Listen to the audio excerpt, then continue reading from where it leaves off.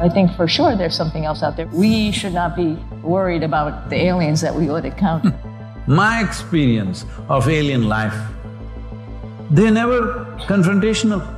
I've had very strong interactions with them. Definitely they're smarter than us.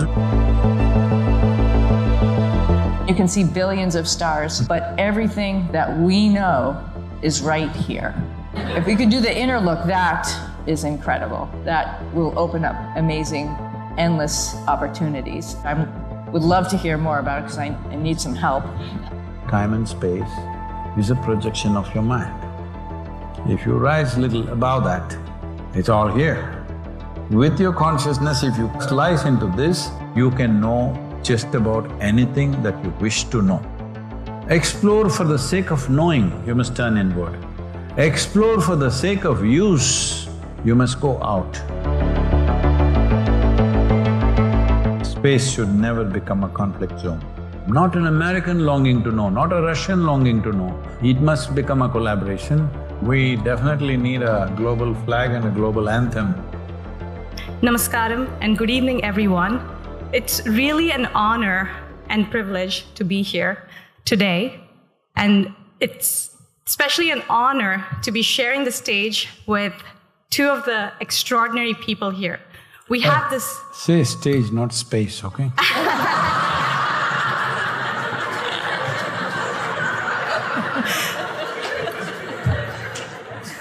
What? Started. Today, we really have the rare privilege of bringing together two extraordinary explorers.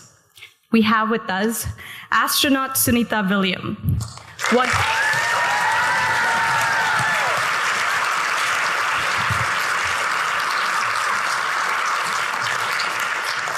One of the most decorated and celebrated astronauts.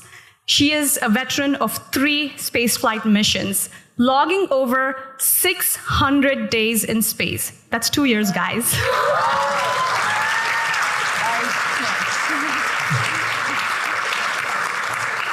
She's conducted 9 spacewalks, totaling over 62 hours, an all-time record for women to date.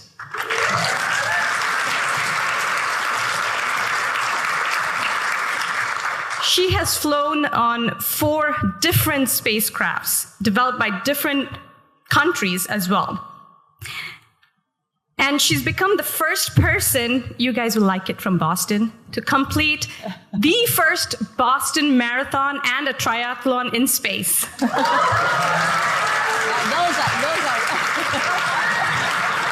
I was really cheated.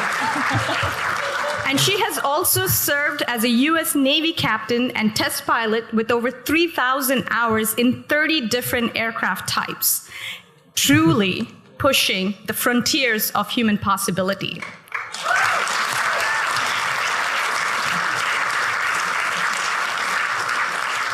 Among her several recognitions, she has received one of the highest awards, civilian awards from the Indian government and President of India, the Padma Bhushan Award.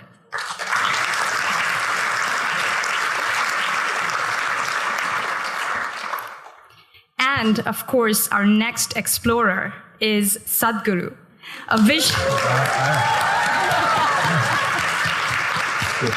I didn't go anywhere, huh? I did only local travel.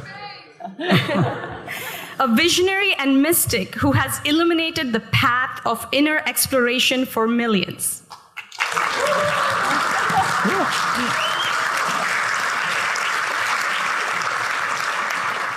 Today's theme for our panel is conscious space exploration. What does this really mean? For me, this is not just a topic. It's actually shaped by a quest for 2 great longings. One, that of the outer exploration of space and reaching towards the cosmos, and the other, to actually explore the inner space and the journey towards consciousness. And Sunny and Sadhguru, I actually endearingly call you my space mom. I know. And Sadhguru, you're my cosmic dad.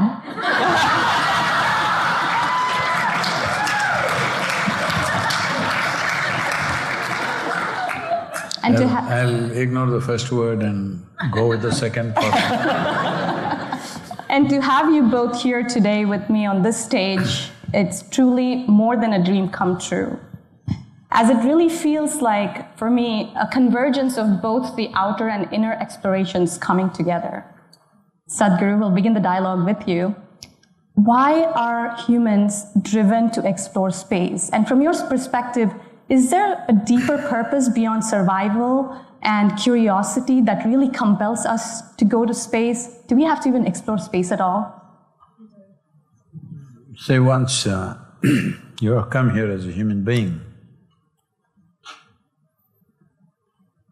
whoever you are, wherever you are in your life, you want to be something more than what you're right now. The only way you can do that for most people is by enhancing their experience. Whether you explore space or you go shopping, it's fundamentally same desire that you want to expand in some way.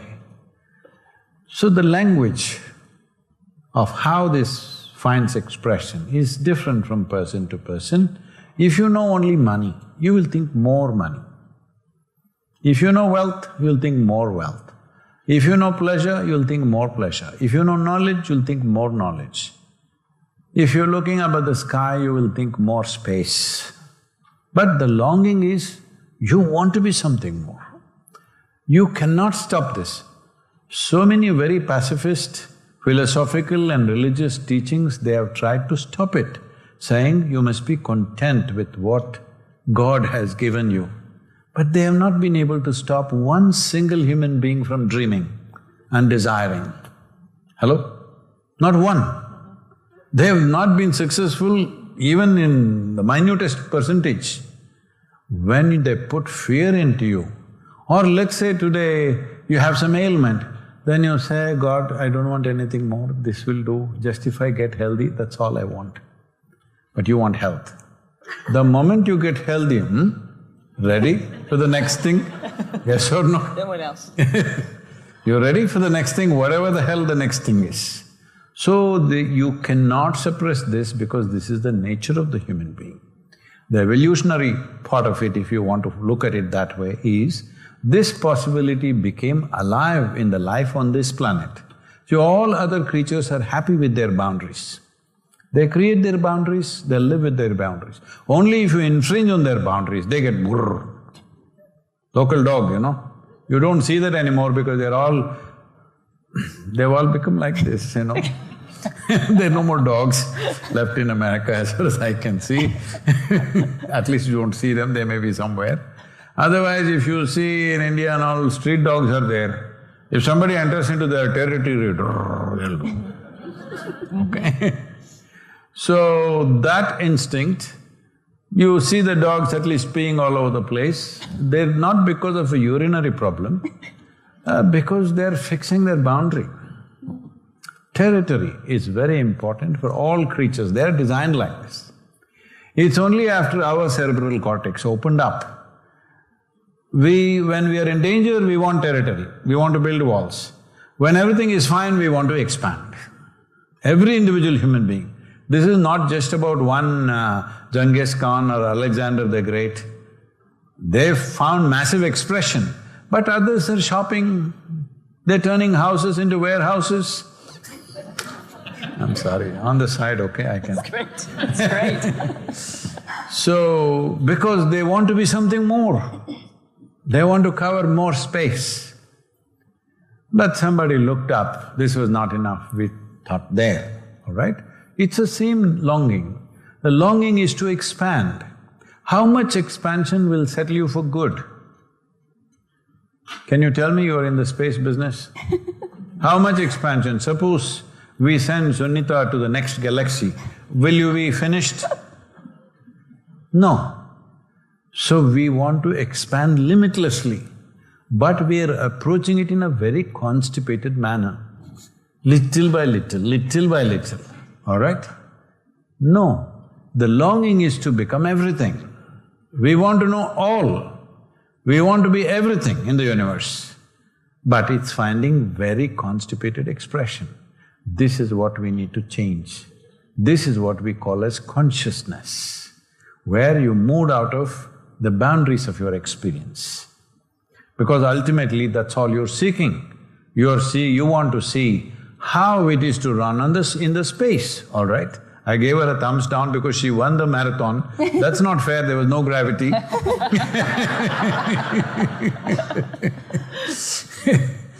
So, essentially, we want to expand. There is no limit how much we want to expand. Right now we're thinking Moon, Mars like this.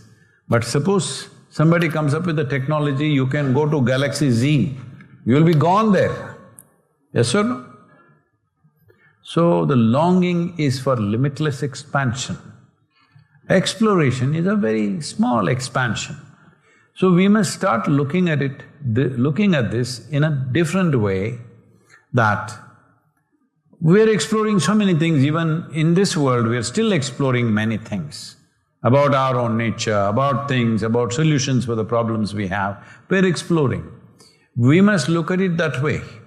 Just this childhood desire of wanting to go somewhere, so I am going, that's not the important thing.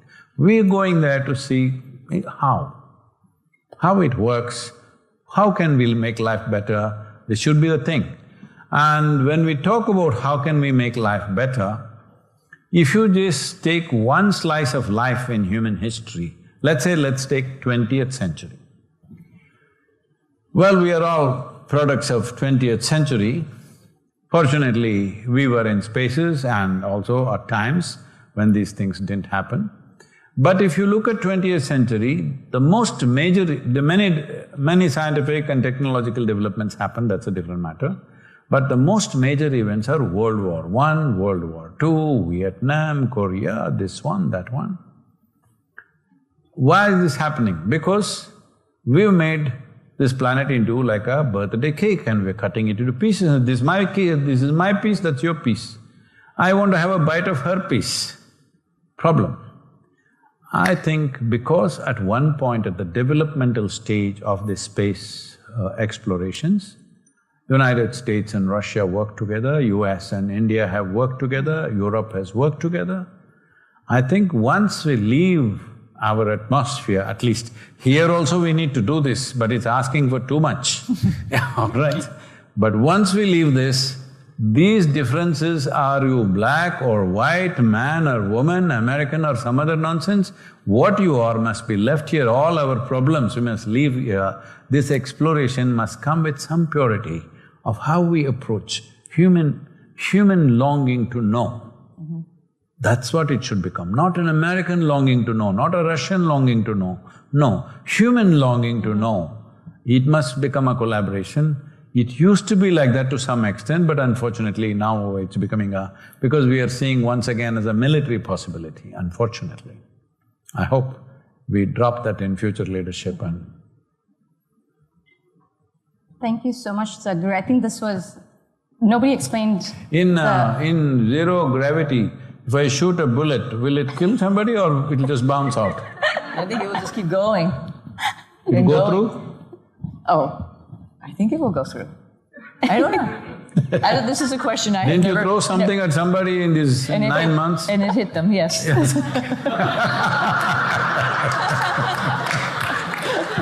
Maybe I wanted to do it more than that. No, I'm just joking. Sadhguru, I think the explanation you gave for the longing, I haven't heard that anywhere, at least in the community of space scientists and explorers that we work. And now you know why I call you my cosmic dad.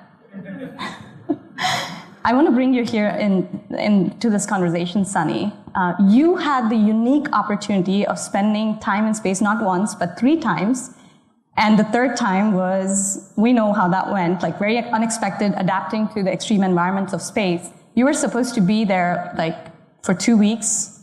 And I remember you and I having a chat before you went into quarantine that, hey, like, oh, only 2 weeks? I wish, like, you stayed up there for longer. And it was more like, we've trained for so long. And then it turned out to be a 9-month unexpected mission.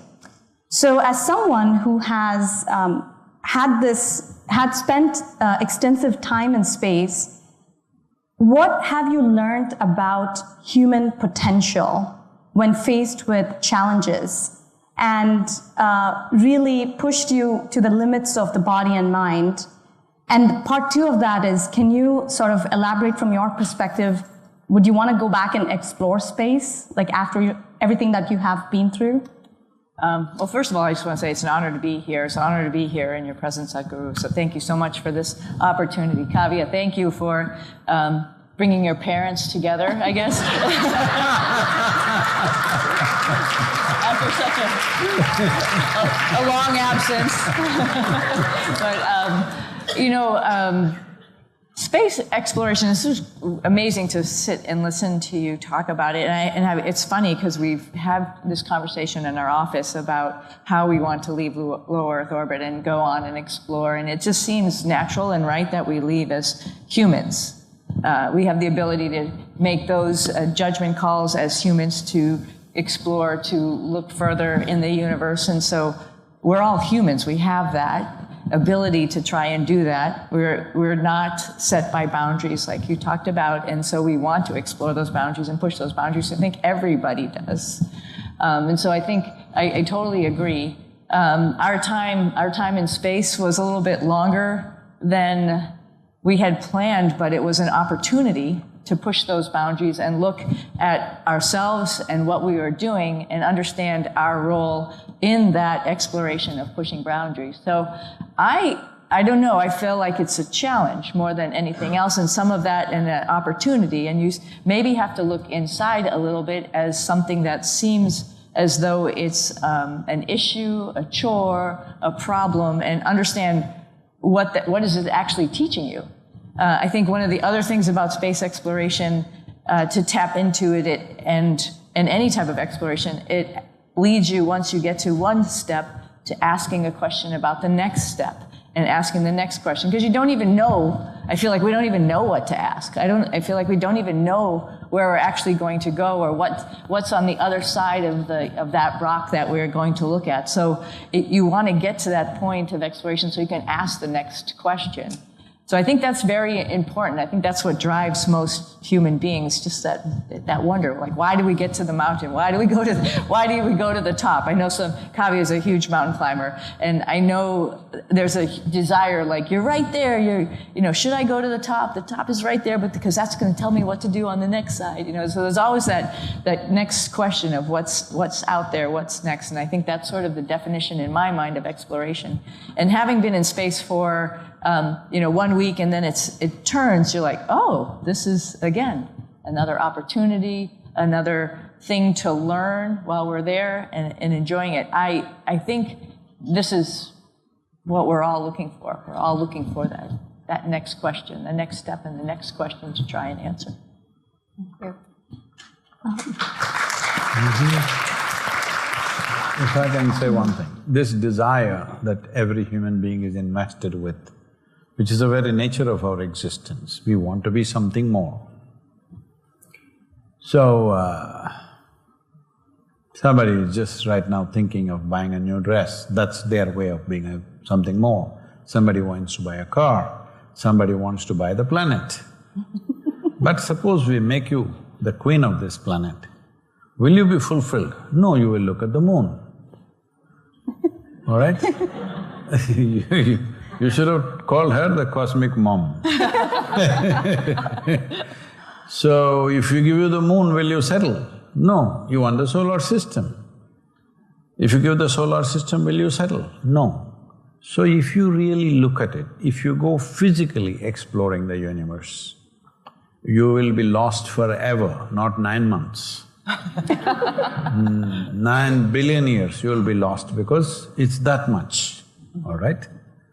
Neither the men of science or women of science, nor people who claim to be men of God have no clue where it begins, where it ends.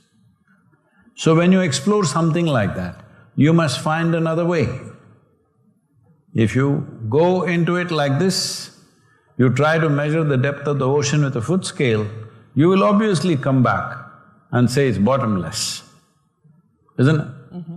So I'm saying, if you are exploring this with a specific purpose, to know the nature of our solar system, how to make life better, how to make life little larger than the way it is right now for humanity and maybe even for other life. If humanity has to live in Mars, first thing is we must transport a few trillion microorganisms and make them thrive there, otherwise we cannot thrive there, all right? So all those things are fine.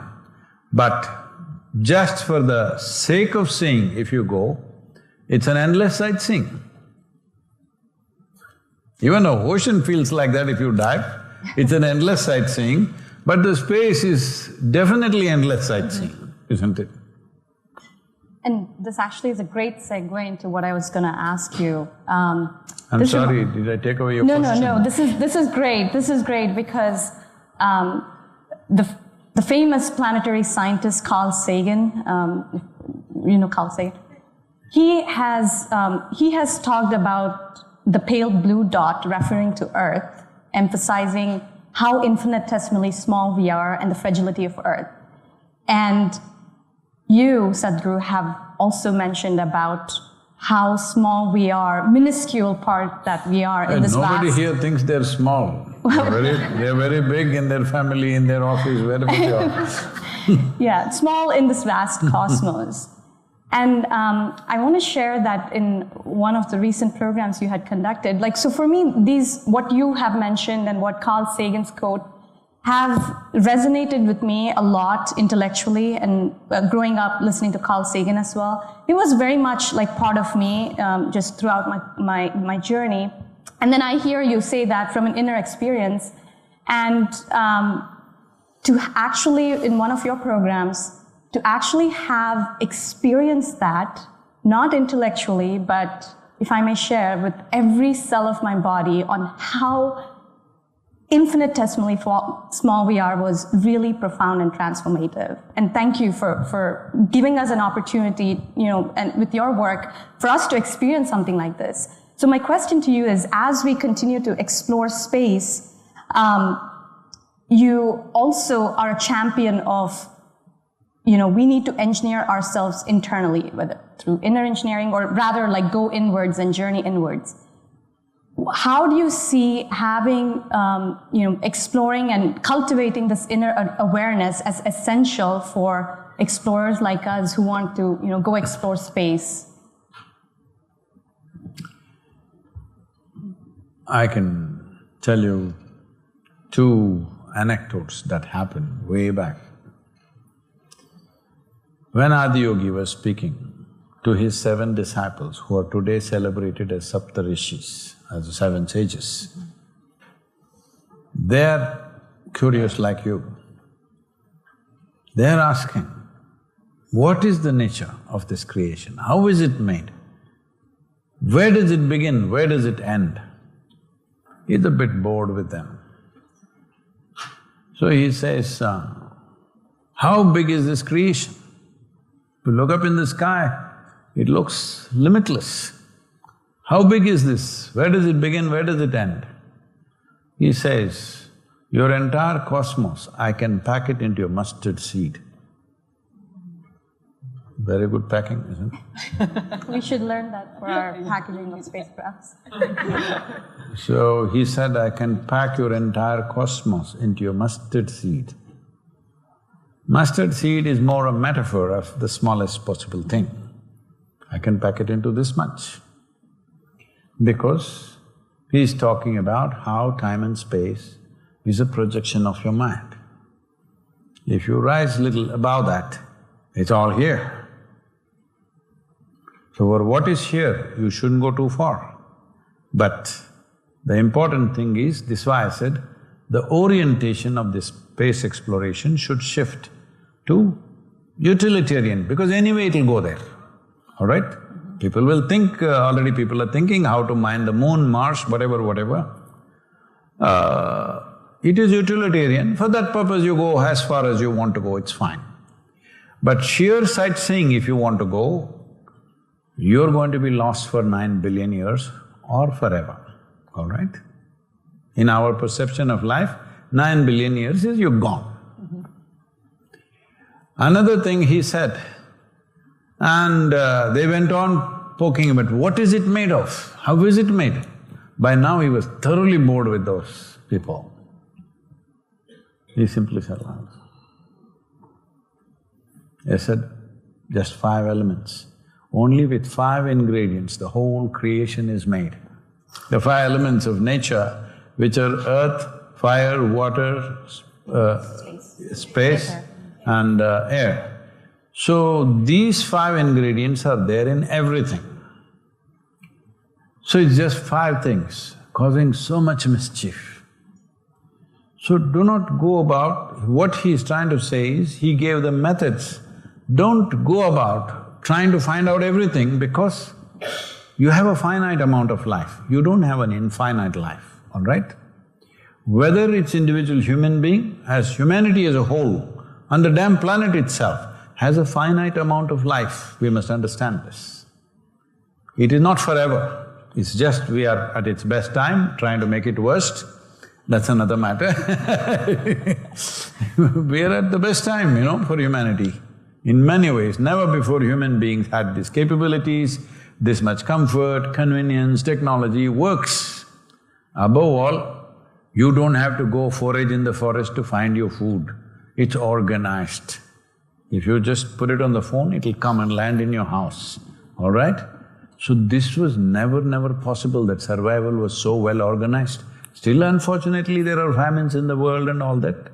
That's something we have to tend to, but largely, at least for 80%, 70 to 80% of the population on the planet, survival is better organized than ever before. No question, isn't it? So when this is so, it is time to explore. Explore for the sake of knowing, you must turn inward. Explore for the sake of use, you must go out. This is my take.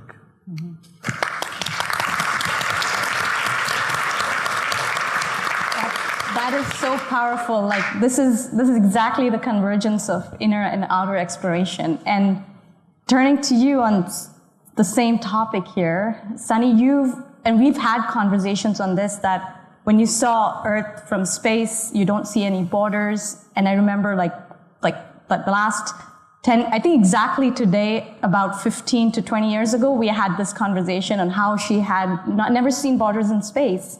And astronauts and you often talk about what's called this overview effect, the effect that they have when they see Earth from space. I want to ask you, can you share your experience on that? And how has that changed your perspective on life, humanity, human consciousness? Yeah, I was reflecting on the mustard seed. You thought I'm very small, looking from Yes, there. exactly. Mustard seed size, right? But I was just thinking about that, and I mean, looking at the planet from that perspective, it was what an honor it was to be able to do that. I wish a lot of people would have that perspective, to be able to at least take a lap, so I call it, around the planet and look at us from that perspective. Every person, of course, that I know, every planet, every plant, every animal, every mountain, every rock is here that I know. I mean, maybe there's something else out there, but everything that we know, you're looking at it when you're looking at our planet from that perspective, and you're not there, which is a little interesting. It's a big planet, of course. It doesn't look like a mustard seed. It looks a lot bigger than that, but everything is bundled up right there. That's it.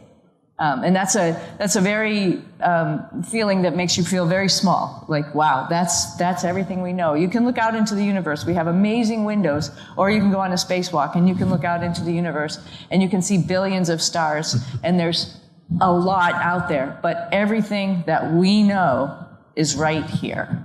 One tiny little mud ball. One tiny little mud ball in that big, huge, vast universe. And it really puts things in perspective. And again, associated with that was what Kavya mentioned, is there are no obvious borders beside for landmarks on the planet. And it really makes you, and usually you go to the window and what's there? The ocean, 71%, I think, right? Not just 70%, but 71% of our planet is ocean. And so you usually see blue, and then you get a splot of some other beautiful color, black, brown or blue or gray. And that's where the people and the plant, the plants are, and the dog that you love is all right there. And and we're all together, and that's it. This is our one home, and I think that perspective is one that I wish we could share, everybody could have the opportunity to have. And so when we look at not just exploration and utility of going to space, but just the ability, put it that way, for other people to have that perspective would be amazing. I think my dad one time said to me, he said, we were talking about people who are geniuses and stuff, and I was like, I get to go to space. That's all I get to do. There's nothing more than that, right? Yes, I had to do well at school, and I had to be physically fit, of course, blah, blah, blah. But that's not genius. The people who are genius who could see all those things without their two eyes. Like, I get to see that the planet is round. So, by the way, the planet is round. And I get to... Confirmed now, it's confirmed. Yeah. Because there are still… It's not flat. No, there are still a lot of people teaching the planet is flat. That's why I'm telling you. So as many people out there, just so you tell your friends, your family, your children, the planet is round. But I got to see that. That doesn't make me a genius. It just gave me that opportunity. So I wish everybody would have that opportunity. The people who figured that stuff out without having to see it with their own two eyes, those are geniuses. And when you can do an inner look, and you can figure out how to do that, which I would love to hear more about because I need some help. If we could do the inner look, that is incredible. That will open up amazing, endless opportunities, as well as when we get everybody a lap around the planet to think about ourselves and where we are in this universe in a different, unique way. So how do we do it? Turning to you, Sadhguru, are there any practices or anything that, what Sunny asked about turning inward, and even for the community out there that's designing spacecrafts, we want to go explore the space, and for all the space leaders making all these policies and everything, are there any inner practices or anything that we could actually implement so we could have that experience? Because obviously we can't launch everybody into space just yet to have that, view of Earth, but could you please guide us on that? I feel like we all can do this. How?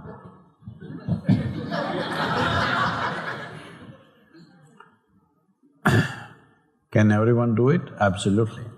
No question about that. But is everyone interested in doing it? No. Everybody here. Everyone here, yes. They will say yes. If I tell them, okay, sit here for another 5 days, we'll see. I said, Sadhguru, tomorrow my uncle's daughter's birthday. I have a dentist appointment, I need to go. Okay? Do you have how to be poem? It's just on the internet, Instagram yesterday or day before. So, as I said, so you're mixing these two worlds. I said you turn inward for pure knowing. You turn outward for impact, for use, for utility, to help. They're two different things. Now you're saying, okay, can you teach us some practice that we can put to use in the NASA or whatever? Well, can we have these… No, you have a job, I know, you can't help. we want to have some… What kind of tools can we use that by increasing the inner awareness, we are better custodians as we go into space? That's a different aspect. We can talk about that. Is that what you're asking, or about how to know? The second, how do we practice, get these tools so we can actually make better decisions as we explore space? So the internal knowing can actually help us do the utilitarian part of exploring space in a much better, safer way. That is unfortunately something we have not practiced on the planet. We are making useful things one against another, all right, all the time.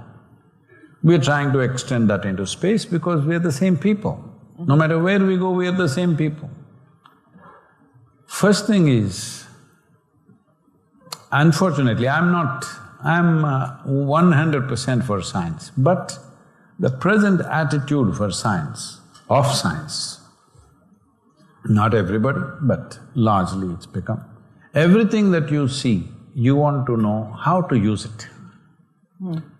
Whether you see a planet or a microscopic bacteria, people are extracting protein out of bacteria. Come on, and leave them alone.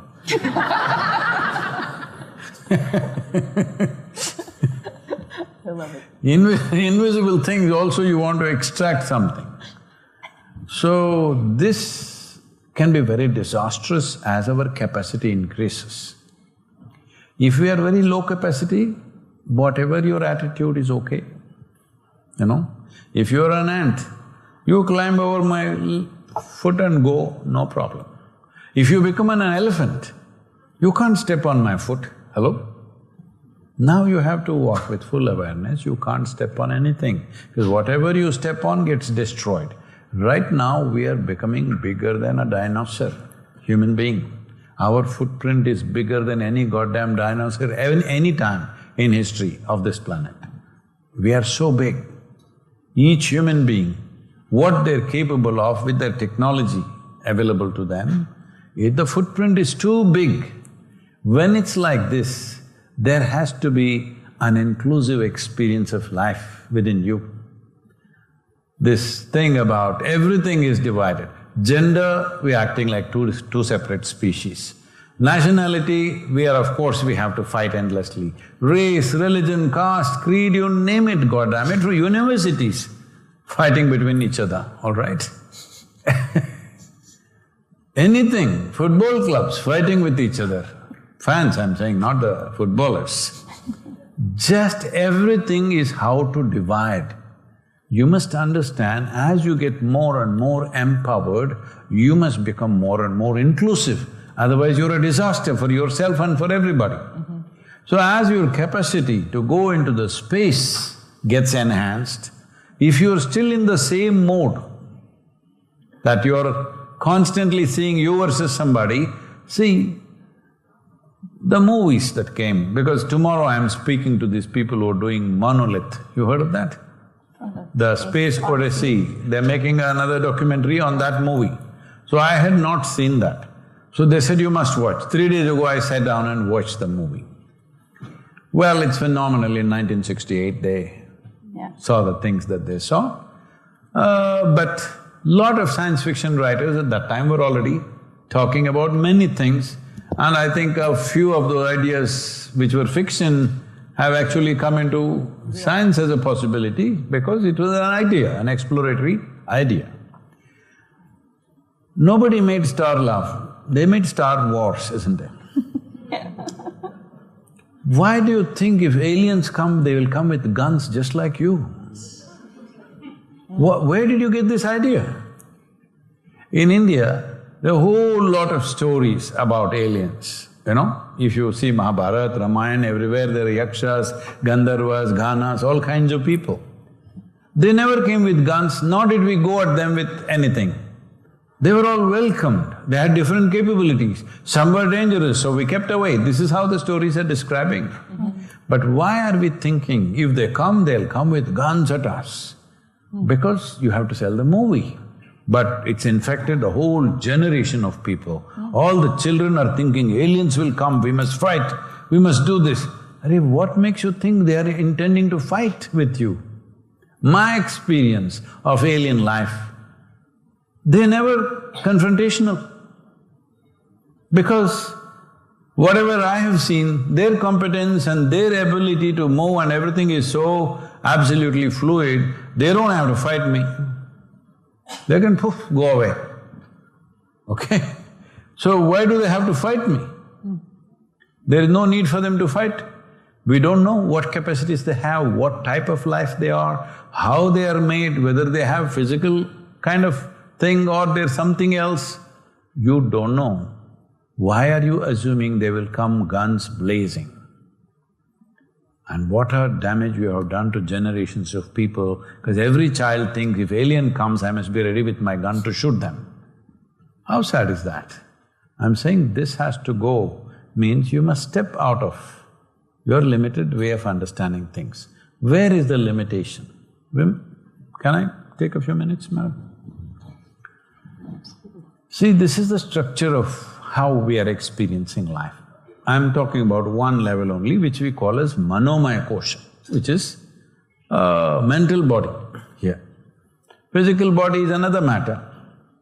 There's a mental body. As there is a physical body, there's a mental body. This is the software. This is hardware, that is software.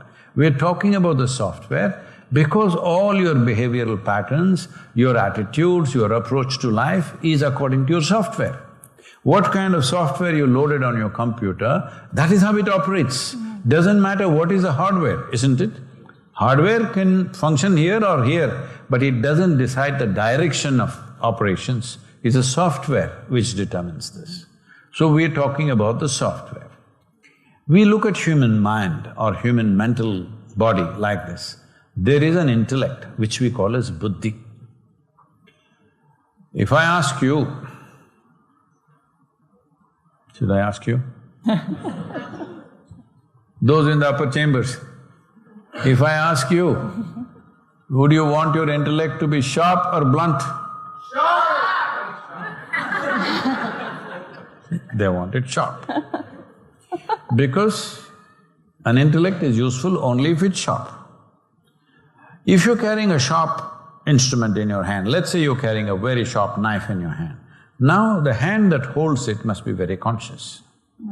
If it is little la la la la la, I may cut her or cut myself. It's happening. If you had the brain of an earthworm, you would be fine. You would be quite meditative. Yes or no? Yes. Now, you have a certain level of intellect. To develop this cerebral capability, it took millions of years of R&D.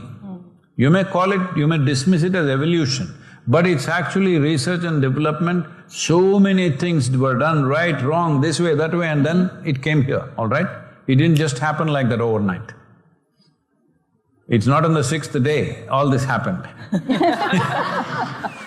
It took millions of years to get your cerebral capability to this level, and now human beings are suffering it. Where is all the human suffering manufactured? In Massachusetts? Huh? Up here, isn't it? So, if you had half a brain, or maybe quarter, half also is dangerous, if you had a quarter, you would be quite peaceful. You have a certain level of cerebral capability, it's driving you nuts. Why is this happening? See, the knife is there. Nowhere has it ever happened, a knife jumped up and stabbed somebody. Did it happen? No, I'm asking in your research. Yeah, in your research. In space it may happen. Maybe in space. In space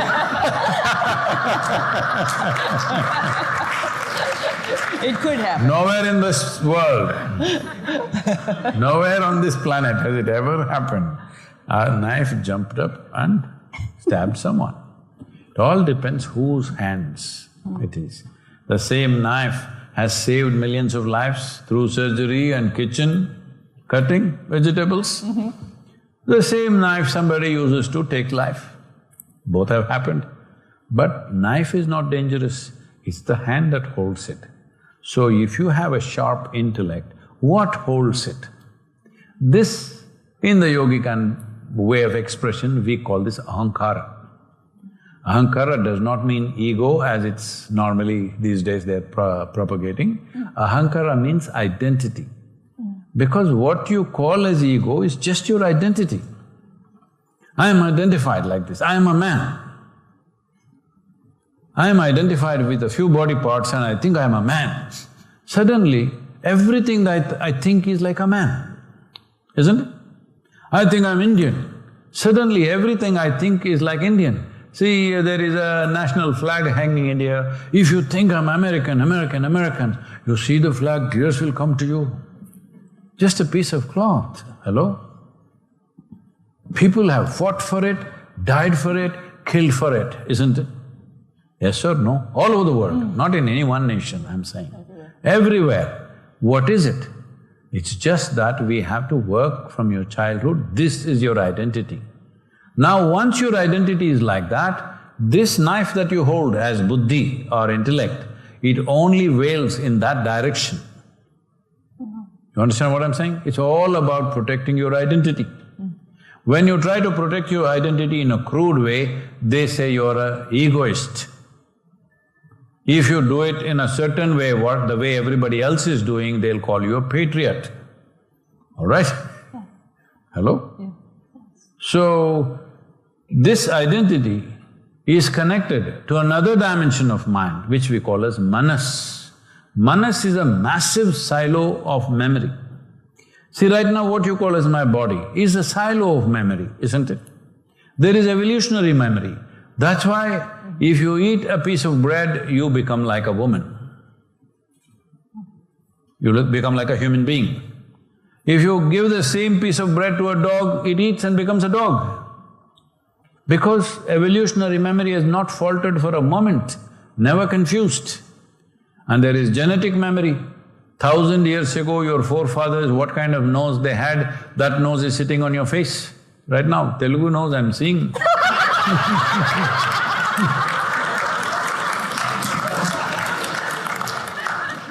ఏమండి అలాగనే NT Ramarao లాగా ఉంది కదా. I should make my husband watch this video. So, I'm saying the memory is there. Elementary memory, evolutionary memory, genetic memory, karmic memory, conscious and unconscious levels of memories, articulate and inarticulate levels of memories, whole lot of memory. This entire body is memory, isn't it? How did it come into you? You know your parents, those stingy people? Very stingy. They could have given 1 billion cells at least to you, they gave you one each. One goddamn cell carried all this or no? Hello? One cell. Just look at the amount of information it carried. So I'm saying every cell in the body is far more intelligent than your intellect. Unfortunately, in today's world and education systems, you are teaching people and making people think the most intelligent thing is your thought. Your thought is not the most intelligent thing. Even simple things you can't figure out with your thought. Thought is the dumbest part of you right now. Every cell in your body is doing phenomenal things that you cannot ever think through, isn't it? 1 billion things a moment it is doing. So, intelligence is spread across, memory is spread across, but you're employing only this one thing because your education system has told you the way you think is everything. This is a European crime committed upon the world. Yes, you from Oslo, you know. Can I mention one thing? It's very interesting because I think when we go to space, it's hard for us to figure it all out. Like our brains are like, oh my gosh, I don't feel good, whatever. But your body amazingly adapts. It knows what to do. I don't have to tell it. It does it over time. It takes a little time, but it all does it. And then it almost gets to the point where it finally has to remind your brain like, hey, you're okay. You're in space now, and you can actually live here. And your whole body can adapt. I think that's pretty incredible. So like, you know, just to, you know, springboard on what you said, I think everything about human beings… Because your body carries the entire evolutionary memory of going through various phases of this planet's evolution itself is written into this. It knows. If you cut into a tree, the rings in the tree tell you what all the tree has gone through. Similarly, with your consciousness, if you slice into this, everything that this planet has gone through is here. Everything the entire creation has gone through is right here if you look deep enough. It just needs a certain level of application. It's not like you do one practice and tomorrow you are going into it, no. But with a simple practice, you can transcend your identity. You don't have to sit here being a man or a woman or an Indian or an American or something else. You can just sit here as a piece of life. If you sit here as life, knowing life is very simple, because you become something else, creature, all right? You become another kind of creature. That life seems to be so complex and impossible to understand. Are you life or no? Then what's the big deal? When you are life, What's the big deal about knowing what is the life, nature of this life? It is not a big deal, that's very simple that every human being must do. See, truth is only one. But realizations are at many different levels. So people think there are various kinds of truths. No, there is only one truth. Only one. But realization is at various levels. If you realize this, you are at here. If you realize that, you are there. If you realize that, you are there. But there's only one goddamn thing. And this ahankara connects to the memory. This is information. See, how many children do you have? One. Only one. You have? No. Anybody has 2 children? Yeah. If you have 2 children, same genetics, same food at home, probably you send them to the same school. Do you go like this? Hello? Hey, not you. She went into the ocean, you went into the space. Look at you. But we're the same. No, I'm saying, have you seen in many homes, same input, one goes like this, one goes like that. It's not about right and wrong, they go different ways. Same information, depending upon how they identify with it, accordingly it'll do things. So right now, whatever memory you may carry, it's the identity which determines how your intellect will function. How your intellect will function depends on how you behave in this world, how you treat the world around you, how you treat yourself, how you treat the situations around you, everything. So fundamentally, you need to change your ahankara or your identity. So this is why there used to be this in India, that children were not allowed to study anything till they are 12 years of age. Because the idea is, you shouldn't burden the child. Child should grow physically and mentally as much as possible. Just play, eat, sleep. That's all. Exhaust yourself with activity, eat as much as you can, sleep as much as you can, your body and brain will grow well. At the age of 12, Vidyarambham will happen. That means beginning of education will happen. For that, first thing that they were told is, Aham Brahmasmi. That means my identity is cosmic. They didn't go on the spacecraft. They were first thing before education, because education is seen as an empowerment. Any empowerment that's given to a human being whose identity is crippled, that they think they are man, they are woman, they are this, they are that, these people, if you empower them, they'll only cause more and more damage to all life, including themselves. Because if you want to empower something, first thing is it must be inclusive. If it's not inclusive, if you empower that one, it will just cause damage because empowerment is dangerous. See, right now, we get to break the atom or fuse the atom, see what are we doing? We are threatening each other, okay, we'll obliterate you, I'll obliterate you, everybody will be obliterated maybe some people will be left somewhere who are not important on this planet, or at least we think they are not important. Those people somewhere living some Eskimo family mess. Escape because nobody bothered to bomb his igloo. It's not worth it, it's too expensive, the bombs. So, the fourth part of the mind, this memory can be broken into 8 parts or further into 16 parts as to different types of memory. Let's not go there. The fourth part of the mind is called as chitta. So this is an intelligence within you which doesn't have an iota of memory. Why is this important? See, memory is the thing which is powering you right now. Your knowledge, your ability to be in space, or your ability to do this or that, just about everything that people are doing. But the thing everybody is, last session everybody was feeling insecure because AI will take over their job. See, if you send an AI machine into the space, that guy will walk wherever he wants. He doesn't need to breathe, he doesn't need to eat, he doesn't need to shit. How convenient. I'm saying anyway it's going to happen. Because anything that we can do physically and intellectually, a machine will do it better than us, no question. Whether it'll take 10 years, 15 years, 25 years, we don't know. But anything I can do with my body, anything I can do with my intellect, machine can do it better than that because it's all about data, process and expression. So the fourth dimension has no memory, it's pure intelligence. We can call it whatever we want, but essentially, it's something without memory. See, because it's your body is one kind of memory, we say that's your body. This is my body.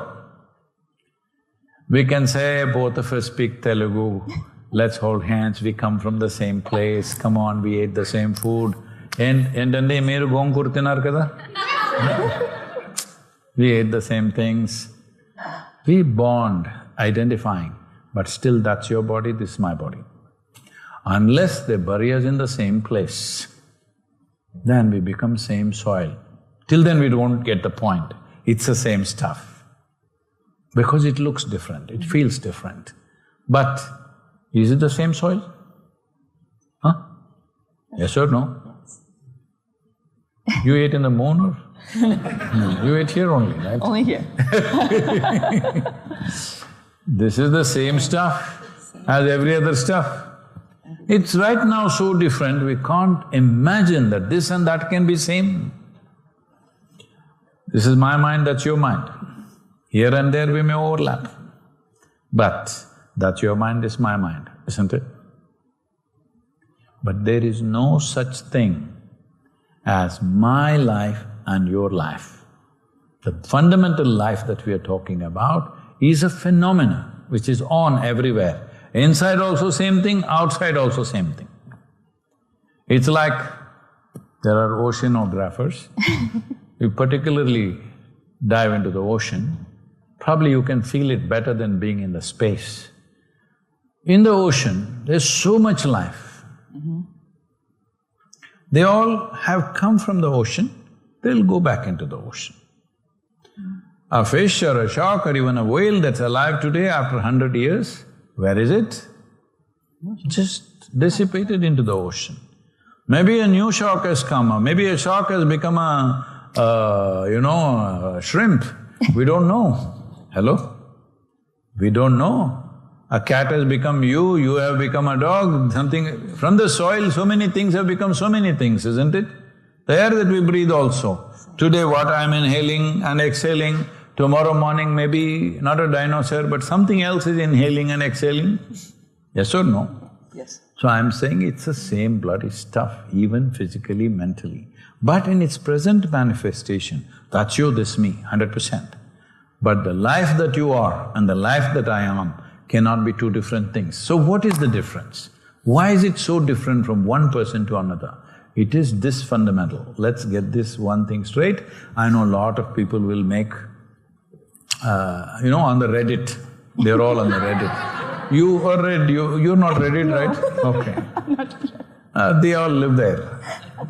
So they will all start something, but let me put this in perspective. See, one way to look at this is, your body is a bubble that you did.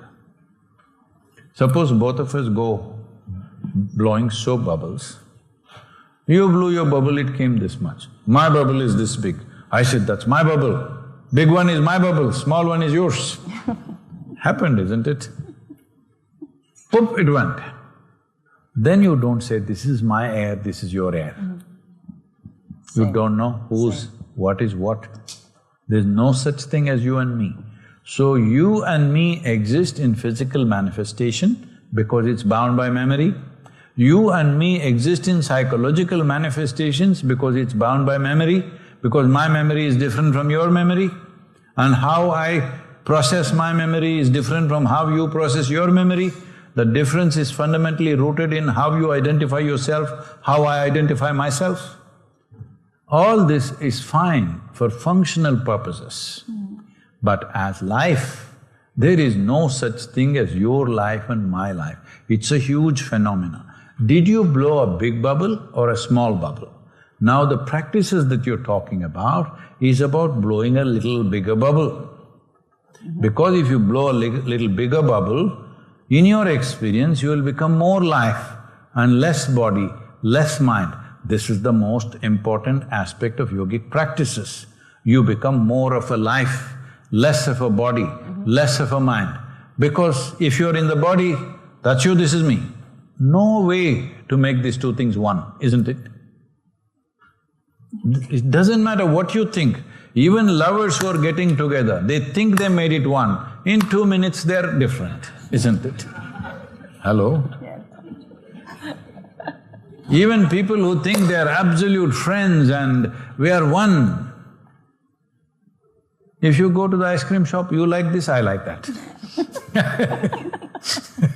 I'm saying in terms of memory, no two memories can be same. You call it body, you call it mind, but essentially it's memory block.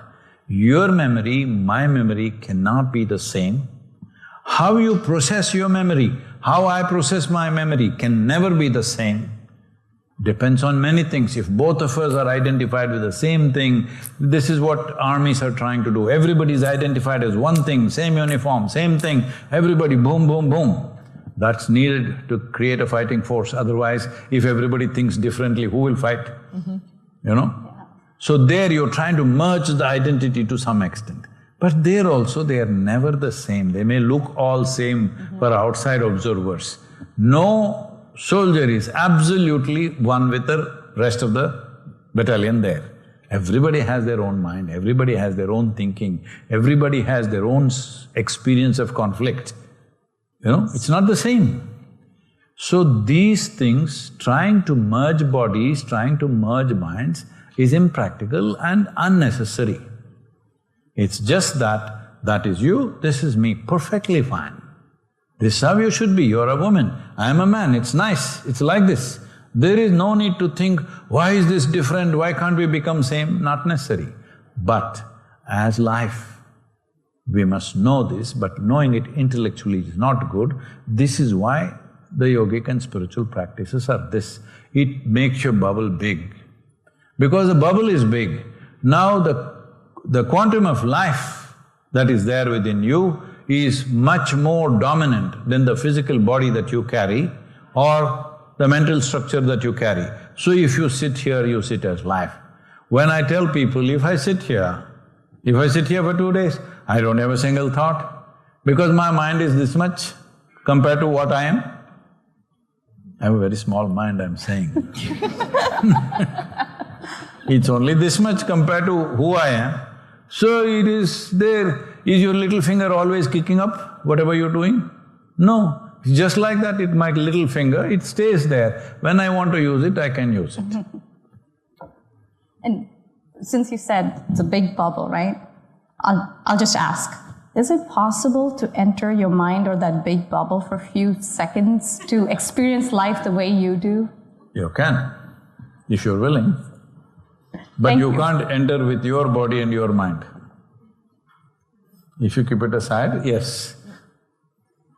And so this brings up a great question I've been thinking about. So right now we are at a privilege of talking about and investing in technologies to make humans multi-planetary species. So what does that mean if we are going to become in fact a multi-planetary species? What does this really mean to be human, especially in all of the aspects that you just talked about? And would that fundamentally change anything about human consciousness? Not about consciousness. Everything else, all our living practices, day-to-day things, how we grow vegetables will change on Mars for sure. Hello? Yes. So, I'm saying, if it was not for this division that we have created among human beings and whatever last 25, 50,000 years non-stop we've been fighting with each other, if that was not there, long time ago probably we would have gone to different planets, long time ago. It's just that division which doesn't allow us, because it needs a whole humanity to exert that force to get there. That has not happened till now. It was very nice to see in 50s and 60s, the United States, the aeronautical staff, the space sciences, Russian ones, the USSR, and even India was in its nascent stage, but they also collaborated, and few other countries collaborated, and that was a very good effort. It should have continued. But the moment we think we are thinking of space like we're thinking of airspace, see, the sky belongs to you, goddammit, what is this? Because we can bomb you from the sky. Now we can bomb you from the space. So the space also, this is my space, this is your space. But the planet is moving, it's spinning, never the same piece of sky. But we can't get it. All this because we have invested so much in our differences. And those differences have matured into discriminations, serious discriminations, where I'm willing to kill you. Discrimination, not just, okay, you mind your business kind of thing. Discrimination to a point where I want to kill you. With this level of discrimination, getting more and more empowered becomes more and more dangerous. Everybody will have missile stations in the moon. So you can't tell those stories to your children anymore, Chandamama. Because probably you can see them if they're large enough. They're there, right? Yeah. And Sunny, you've lived in a tin can up there with international crew, and thinking about this concept of, we might most likely become a multiplanetary species, at least at the way the space industry is accelerating. What does that mean to you for somebody who's been up there, like in terms of values and the inner awareness that we need to build, like Sadhguru is saying? What do you think are, based on your experience, that we should take with us forward and maybe leave things behind as we, get into this outer world? Say one thing to her. Yes. Hello? Hello? Yeah. I was at the Chicago Science Museum because we had a series of paid meetings with them, full-day meetings, because we were thinking of starting exploratoriums in India for schools. A few of them, it never happened though, but I had a very rich experience there. There is a model of this conical spacecraft. 3 people are sitting in that, full of wires. Yes. That day I looked at this, somebody lives in this for a month, 2 months. Well, they must be yogis. Here she is.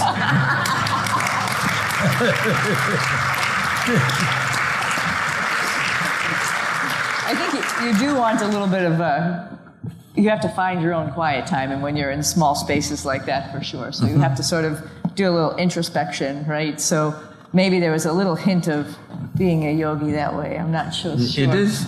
yoga does not mean you're doing a certain kind of practice. The word yoga means union. In some way, you're one with what's around you. You're a little bit of a yogi. Without that, you can't live in that can. Absolutely.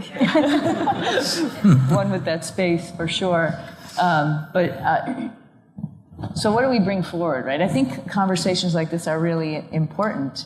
I've heard, in our organization, people want to be first to set rules of engagement because we're worried about other people, for example. And so that is a driver, and whether or not people recognize that there's this little bit of a space race out there, for what purpose, right? That's the question, for what purpose? And like I mentioned, people have said to set rules of engagement, maybe for some physical purposes, also sort of like we mentioned, there's a utility in maybe being first in getting there. But I think, again, more importantly, the discussion falls back on setting rules of engagement. So how do we do that appropriately is, I think, really important. And having discussions like this as we go further to understand what is really important and why we really are doing this is really valuable. I think your insights of, trying to figure out why do we have the perception that we have differences? Why is that so strong? Identity. Yeah, but it shouldn't be. When we come back to it, we're all really the same. And, getting back to the very beginning of our conversation, as we leave Earth, we're all humans. Everybody in this room is a human. We're all sharing the same life, as far as I can tell. And we're all sharing the same life, as you've mentioned, and we need to appreciate that and understand that as we go further. Maybe we'll find aliens, I'm not really sure, but at least we will go together. And one funny thing about aliens, when you brought up aliens, I was thinking about, I had an opportunity to live underwater for a little while in a habitat, and we would come back to the habitat after a dive and just lay on the sand and just watch life. Sort of like you were mentioning before, I think the creatures around you can understand how you feel. If you're scared of them, if you're not scared of them. I was telling my sister about this guy who was underwater with us who was sort of like not scared of anything. He could go up and just sort of pet a nurse shark, and that shark would just stay there. One day he went over to this rock, and I was diving with him, and he put his hand out, and this fish jumped on his hand from the rock. And he put my hand there, and the fish jumped on my hand. I was like, what is happening? Like, why is this fish so calm? It's because we're calm. But to me, those are aliens. But they weren't worried about us. They weren't scared of us. And as we go further, we should not be worried about the aliens that we would encounter. I agree. The aliens, if we are going as one human species, as one people, we just go and we discover and we understand and we share. The conscious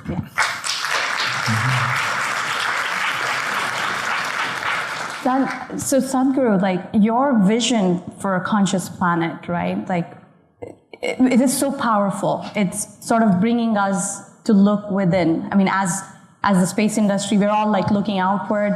The conscious planet really draws us into looking within for the ecological well-being of the planet. And just last week, I was at a major space conference, and we were talking about sustainable space and resilient Earth. So on one hand, as you talk about and championing, these massive international initiatives like Save Soil, in bringing our attention to our planet, but on the other hand, the space industry, whether that's government or agencies, we are talking about, let technologies to go to the moon and Mars and keeping humans alive in space, and maybe like even more importantly, like resources and mining on the moon and Mars. So I wanted to understand your perspective on, do you think space exploration can be a catalyst in your vision of conscious planet? And are there any deeper, is there a deeper purpose that can guide us as we, plan for these, massive endeavors in space, and just bringing back the conversation of what does it mean to be human, and what Sunny expressed and you expressed in the past, few minutes here. I all sort of see it coming together, but I think I really want to understand your perspective on that. See, till now only about 600 people have gone into the space, if I'm right. So to take 600 people, how much technology, how much expense, everything. To take all the population to go up there and have that perspective, it's not practical, all right? It's not possibility of taking a whole population to realize something from there. I'm saying you don't have to go that far. Right here, if you distance yourself from all things that you have accumulated, simple, before you go to bed, like you change your clothes, you keep everything down mentally. Your home, your relationships, your body, your mind, your ideas, your philosophies, your qualifications, everything, keep it on the bedside. You'll also sleep very well if you do this, okay? You keep it aside and sleep. Initially, this will happen, just do it for some time. One day you will wake up in the morning, like you're just born. You can go and have a medical check that day. Your doctor will say your cellular age is something, half your age. 100%, I'm telling you. Wow. Because the nature of your body is shaping your experience in many ways. Similarly, the nature of your experience is also shaping your body. You know, last year I broke my head a couple of times and went into emergency surgeries. So, whatever MRIs and MRIs, that, I've never really been in hospitals like that, but all that they were doing, and the doctor, my surgeon is saying, Sadhguru, how is this possible? You have the spine of a 30-year-old. I said, 30? I thought it's 25.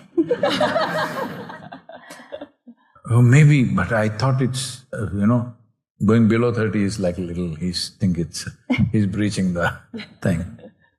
I'm saying, what is your body? That's your experience, that's one way to live. What is your experience? That's your mind and body. You can shape your mind and body by your experience, isn't it? At least with your mind you know. By your experiences, your mind gets shaped or not. That's what we're talking about, Sunita. By your experiences, in many ways, your mind, your perception, how you understand life, how you see life, everything is changing. That is true with your body also. How your experience is, your body also alters itself like that. So, what is consciousness is this, that you stretch yourself like spacewalk, okay? You leave the known territory of your memory and step out. Right now, people have instilled so much fear about anything that is unfamiliar, rather. Anything unfamiliar. Well, she was talking about this shark and this little fish. This has been a living experience for me. Right from my childhood, I just picked up venomous snakes just like that, Indian cobra, if it bites you, you have 4.5 hours max. The viper bites you, you have 2.5, 3 hours. The king cobra bites you, you have max 40 minutes. It's a lot of time. To think. I've handled them always right from childhood. At one time, they were all over my bedroom. They slept with me. When I woke up by millimeters. I'm a dead sleeper. When I sleep, I'm dead. I am not somebody who's light. House alarms went off, go off, I sleep through it without any problem, all right? So, when I wake up, I learn to wake up by a millimeter at a time because they're all over.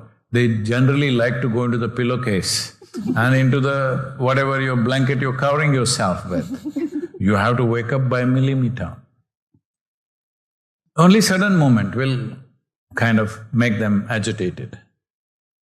Otherwise, they'll just come like this. A wild snake, I'm not talking about pet snakes. A wild snake, you just pick it up like this. It will simply come without any resistance. You show little anxiety, it'll go for you. Because it's reading your chemistry, just like that. The bees are like this.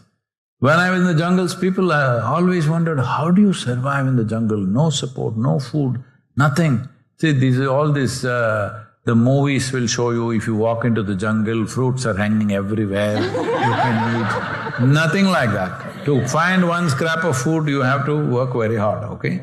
I've lived for weeks. How I survived? Mainly honey. I just drank honey. When I parked my motorcycle, I pulled out my petrol tube like that. It would be this big, I kept it extra long. And I went up the trees, stuck it into the beehive and just drank.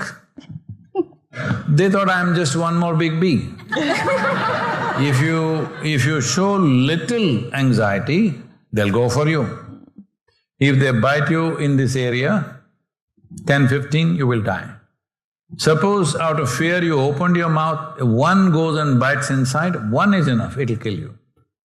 You will suffocate to death. But they never bit me. I sucked half a liter, 3/4 of a liter out of it, and it gets over, one chamber gets over, you have to stick it in another place. They were quite okay with me. They thought I was one of them because I don't show any change within me. You show little change, it's finished. So, life is like this. It's very sensitive to everything.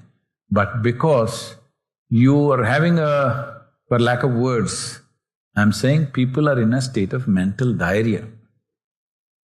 Because of this diarrheal problem, non-stop it's running simply, all the other sensitivities have gone down. The very experience of life is gone. Their experience of life is right now only their physiological structure and their psychological structure. Both are accumulations over a period of time, isn't it? You're only experiencing what you have gathered.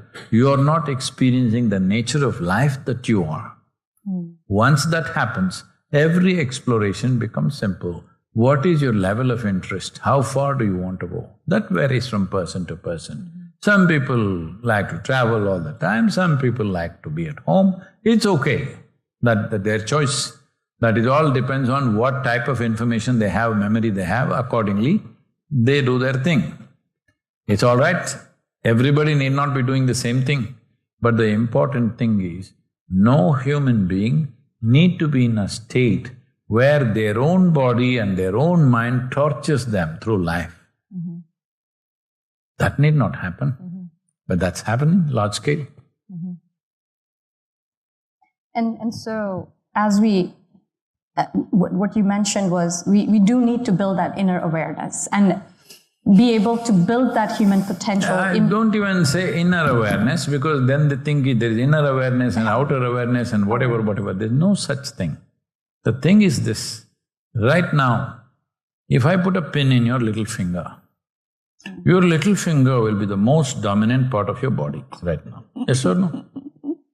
Why? Because something intense is happening here. So wherever maximum is happening, that will be your attention.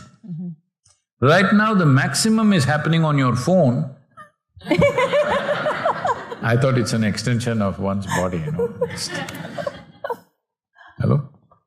Good. I have not seen a whole lot of people without it. So, wherever maximum activity is happening, that's where your attention will be. Right now, this is going endlessly, that's what it is. Why this is going endlessly is, it is all in that ahankara, how you identify yourself. Right now, I identify myself as, I don't want to get political, but let's stick to man-woman, okay? Let's not go to nationalities, it gets into trouble. Right now, I think I'm a man, too much of a man, because that's all I know, my muscles. My identity is with this. When it's like that, the only thing that I can think of is woman means something else, all right? Counter. Because biologically it is a counter. But that is so for all the creatures, but the creatures have been controlled by nature itself, that their awareness about their sexuality and the female or male being your counter is only seasonal. Rest of the time, they don't care who is who. But nature has released us from those seasons and those kind of restrictions. Now the whole goddamn world is immersed in that, all right? It's very unfortunate, nothing wrong with it. It's just a limited aspect of your life, you must be able to conduct it consciously in a dignified manner, it's over. But whole world is filled with it because there is no control over this. What you're identified with it, that kind of diarrhea will happen. So essentially, physically, you're also a medical doctor, are you? No, PhD doctor. Okay. So if you eat bad food, you will have diarrhea. In India, in all the alternative systems like Ayurveda, Siddha, everything, whatever ailment you go with, first thing is they'll purge you. They'll give you certain medicines which will just purge you clean. They will ask you, is just pure water coming? You drink water, only water should come. Then they will do the other treatment, because first thing is to purge. So, what type of diarrhea you have depends on what type of food you've consumed, isn't it? So first thing we do is, you're having diarrhea, stop eating, just drink water. But if you don't eat that food which is causing diarrhea, diarrhea will continue. Right now, this is the same problem with the mind. You identified with something that you are not. When I say something that you are not, on the surface you are a woman. But as a life, you are not a man or a woman, there is no such thing. On the surface, you belong to a certain nation, certain identity, certain many things. But deep down as life, it's one phenomenon. So because you're identified with the surface, there is a bit of a diarrhea. How strongly you're identified, that much diarrhea you have. Okay? Because you're eating poison and thinking it'll be okay. It'll not be okay. Because if I tell myself I am something other than what I am, this will suffer. So this mental diarrhea is happening, non-stop thought process is happening because you're identified with something other than life. So the first and foremost thing we did before education is, my identity is cosmic. Because as you sit here, whether you know or you don't know, everything that's there on this planet, in some way is there in this body, right? Yes or no? People, doctors are telling you, these days I see people are sucking on magnesium, potassium, sodium, I need… Sorry? You do that up there? No. Up there you have to do, right? We just eat what we have, but I don't ask questions about it, just eat it. No, I'm saying these days everybody is sucking on, this is magnesium I need potassium, I need sodium, like this is sucking on it. So every goddamn element that's there on the planet is there in your body, because after all it is a planet. Whether you understand or not, Mother Earth will suck you back one day, all right? Just a question of little you can prance around for some time, but it will suck you back anyway because it threw you out and it'll suck you back. It is not just this. Every aspect of everything that is there in this universe is also there within you in a very minuscule way. It'll take a lot of exploration to see that, but it is there. Because creation happened in such a way that what happened here and what happened there is not different. The same thing, but permutations and combinations of expressions. But fundamentally it is same. Here our life may be hydrocarbon. There if you go, it may be something else that we have not thought of, something else that we can't wrap our heads around. But fundamentally, life process and consciousness will be the same everywhere. This is why for thousands of years, Eastern civilizations have been talking consciousness, consciousness, consciousness, because in that space, everything is one and there's no conflict with anything, and you can know just about anything that you wish to know. Do you have the time and inclination? That's another matter. It's like, suppose there's a hotel here with 1,000 rooms. You go and check in, they give you a key card. Your thing opens only your room. You want to check, she's in the next room, what is an astronaut doing? And you want to go, it won't open. But there is a maid or somebody there who cleans that, that floor. She's got one key card. It'll open her room also, your room also, whatever room she wants. But if she goes to another floor, it won't open. But there is a manager, he's got another card which opens every room in the hotel. But he's not been to every room. He randomly checks this room, that room to see everything is okay. He's never been to all the 1,000 rooms. So does he have time and inclination to see every room? Generally, no. So has there been anybody on this planet ever who knew everything? No. But have there been people who had the keys? Yes, many.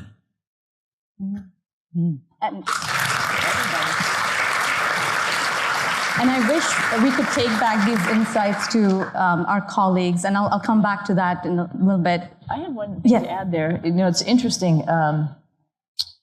I think one of the greatest gifts of going to space and living in space is the ability to just super hyper focus on what the task is at hand for this moment in time. I think there's a lot of, one of the things I've tried to pass on to like high school kids and stuff is, I feel sorry, you live in a world of a lot of distractions. And if you can try to minimize some of those distractions, you can actually really focus on the here and now and what you were actually really just doing. And that was a gift for being in space. You know, people talk again, Kavya, you asked me about being up there for a long period of time. I had 9 months to be present. And I think it was one of the hardest things of coming back to Earth. And we're all plagued with this, is so many distractions here that it's hard to actually be present in yourself and what you're doing. And that was a really nice aspect of being in space. And Congratulations to you, you're still healthy and sane. yes, thank you. But I find, sort of like what you mentioned, being able to go into the woods, into the jungle, or some place where you're not distracted by so much other things that are going on in life is a gift. And it's one way to maybe center and focus. And it took me to go to space to realize that, so I'm sharing that with other people, that I think it's very valuable. And you can maybe start, just start the exploration.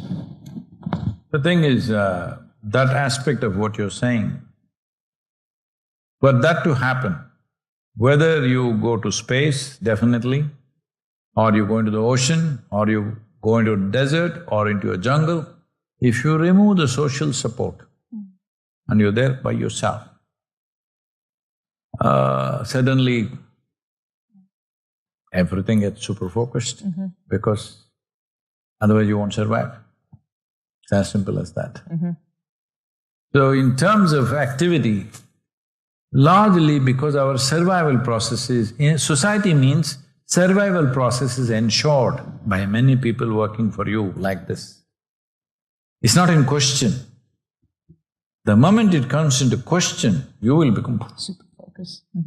You need to put everybody in some situation. We can't take them to space, it's too expensive. You can put them in a desert or a jungle or in the ocean. And switching gears here a little bit, since we're talking about space and there were aliens in our conversation here, I couldn't help but… Somebody sent you all that… No, this is not… I cannot help but ask. So last year, Sadhguru, I had an opportunity to go to Kailash and Manasarovar, and there have been several stories and mysteries surrounding, Manasarovar and maybe aliens. So actually, this is a question to both of you. So Sadhguru, do you believe, from your experience, there's intelligent life out there in the universe, or even maybe on Earth? And if it is, or if it is not, what does that mean for us humans? Like, I feel like it's a very profound realization. And then for Sunny, you have looked out into the cupola, looking down into the cosmos and… Is anybody else running with you on the marathon? Nobody saw it, there's no record of it, but I did do it. No, was some other guy running who's the alien guy? Yeah, of course, yes, it was a race. Yeah, and what do you also think about possibility of intelligent life? I would love to hear your thoughts, both of your thoughts on that. He's been there? I mentioned real quickly from looking out into the universe, the billions of stars that are there, and it seems to me very arrogant for us as a species to think that we are the only ones out there. There's something else out there. It might not be every chemical combination that we have here to form a human being, might not have the same gravity, but how could it not be something else out there? So I think for sure there's something else out there. We have an obligation to represent our species, and I hope we can do that peacefully, and setting potentially the rules of engagement in our little yard as we go to explore further in the universe. So I absolutely think there's probably something else out there. That's true. I want to ask this. Are you an alien by any chance? Because you seem to know everything about everything in the cosmos. This happens to me. These days it's changed. Otherwise, when I first came to the United States, when I stand in the immigration line, they used to say, whatever aliens, what is that? Resident aliens. Resident aliens. So I would look around in the line, I was the only one who fits the description.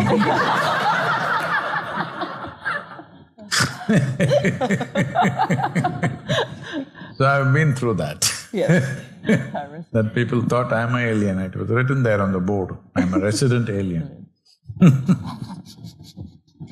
Well, we're happy to have you here on Earth as our resident alien. Well,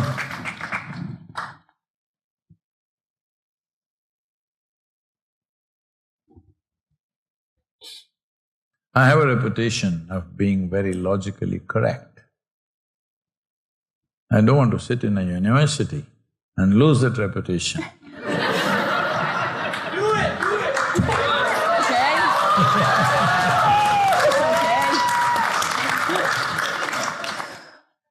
Because right now human thought process is such, you have to take them from 1 plus 1 is 2, 2 plus 2 is 4, 4 plus 4 is 8. This is the only way. If you say, do the calculus and say it is trillion, people will say you're nuts. And to communicate what I'm communicating, which is just on the borderline, very important, people see that I'm well rooted in logic, I'm more logical than them. That I'm more solidly rooted in logic than anybody else that is around me, generally. Whether it doesn't matter, they're doctors, scientists, engineers, I'm more logical than them. Because generally so-called spiritual people have this reputation that they got air in their head and generally hot. Suddenly they will talk about this and that for which there's no basis. So I don't want to go into that realm. But in my experience of life, I've experienced other kinds of life. I don't want to call them aliens because they belong to this universe. Why do you call them aliens? They belong here. Everything you keep discriminating against everything. Why? Someone came from India, he has to stand in a line where it says he's an alien. Someone else came from another galaxy, he has to stand in a line where it says alien. Not necessary. So I won't call them aliens, there is life.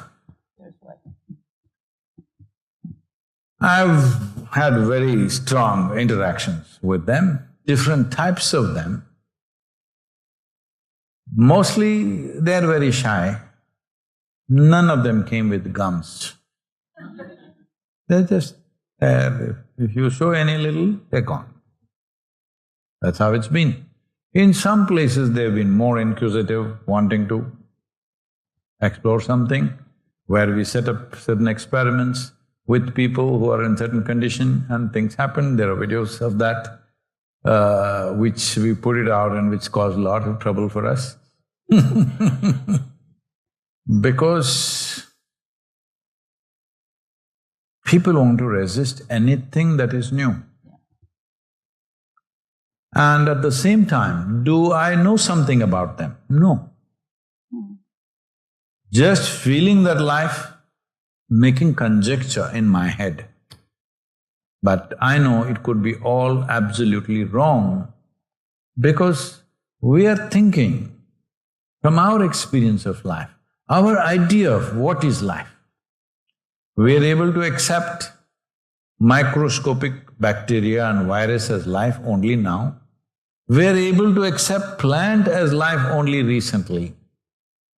They can hear sounds, they can respond to sounds, they understand what our intent is. If you have an intention of plucking this thing right now, lot of chemical changes will happen there because, no, I didn't do anything, I just have an intention, this white flower I want to smash it up. Lots of chemistry will happen there because it knows I'm going to do it.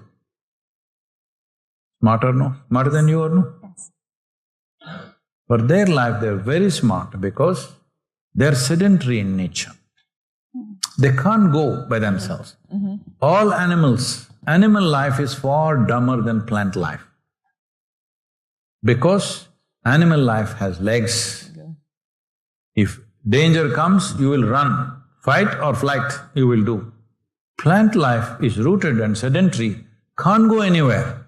So its Sensitivity is very profound and fantastic. When I lived in the jungles, I felt the plants like, literally embracing and exploring me. Wow. Like that, because they are so sensitive and so intelligent, because they develop these things over a period of time, because they can't run from me or from anybody for that matter, because they're rooted. They're super intelligent and super sensitive. But it's taken us millennia to just recognize they're alive. Many sages, mystics, yogis always said, they're alive. This is why we bow down to tree means we bow down. In East, always. Tree means always worship worthy, because it's far more sensitive than me. Anything that's more intelligent than me, more sensitive than me, a larger possibility than me, this is human nature, you will bow down. Generally, well, people have been taught there is only one God up there, only to Him you must bow down. Well, that's their problem. But anything which is more intelligent than you, more competent than you, more sensitive than you, has a bigger possibility than you, should you bow down or not? Must have that humility. So, almost everything in the universe, a single atom has more potency than you or no, as a person. Should you bow down or no? So, this whole thing about this is this is our territory, United States and Mexico, okay? This is our territory, so you cross, we'll shoot. Don't take this further into space. If you cross, we will shoot. Okay, they must come. They must set up a university here. What do you think? Hello? Huh? A alien university, should they set up or no? Yeah. You must learn their ways. Because we couldn't go there. If they came, definitely they're smarter than us, we should bow down or shoot. Absolutely. We are barely going into our own solar system, we're struggling still, all right? But they came from somewhere that we don't know where. Should we bow down or no? Yeah. Because they're much smarter than us, more intelligent than us, everything. We must allow them to set up a university. But they may teach people something which is not good for your country, not good for your identity, not good for your own selfish modes. It may not be good. Whenever people do something which is beyond the established boundary of what you think is the right thing, it is… if it's in a religious sphere, it's called blasphemy. For those things, well, at the least, you get ridiculed, at the worst, you get crucified. For somebody just expressing their opinion about the shape of the planet, they got killed, isn't it? Hello? So why won't we kill the aliens? Why won't you do that to me? As I was saying yesterday, 123 death threats I have. They're not following up, fortunately, inefficient idiots. All right? But they may get efficient some point. Because I'm vulnerable, I'm all over the place, no security around me, nothing. So, I'm saying, just for crossing one boundary, this has happened to people throughout the human history, isn't it? Why? You have an established, fixed memory thing. If I go over that, now suddenly you are in space, a different space. That space seems dangerous. But anything not known to us, see, always tribes and communities have been like this. If a stranger came, first thing you shoot, then find out who is he. Yes or no? This is how it's been, the tribes and various communities around the world, this is how it's been. Only it's been much better in the East than in the West, where people have always welcomed other kinds of people that came. Oh, we were excited. Recently our school made a trip to this, I could not go there. I knew about it, but I couldn't make it. There is a tribe of Africans who came some 300 years ago to northern Karnataka, coastal Karnataka. They have lived right there without mixing up with the local population. They just maintain their genetics and their whole culture just like that. 300 years, full-on African people, okay? The children were so excited going there and meeting them, they're speaking fluent Kannada, but they kept their genetic integrity and stayed there as a tribe. I'm saying if somebody comes from somewhere, if they are very different, we must be excited. Hello? We must be excited and welcoming. No, we have learned to shoot everything that we can't identify as myself. So this must change if we want to explore other aspects, otherwise it'll go into ridicule or it'll go into worse things. And I could probably keep going on because I don't want to stop this conversation, but to honor the time, I'll ask one last question before opening it up for audience. Both of you have experienced perspectives that most humans don't. One from the inner consciousness perspective and one from the outer space.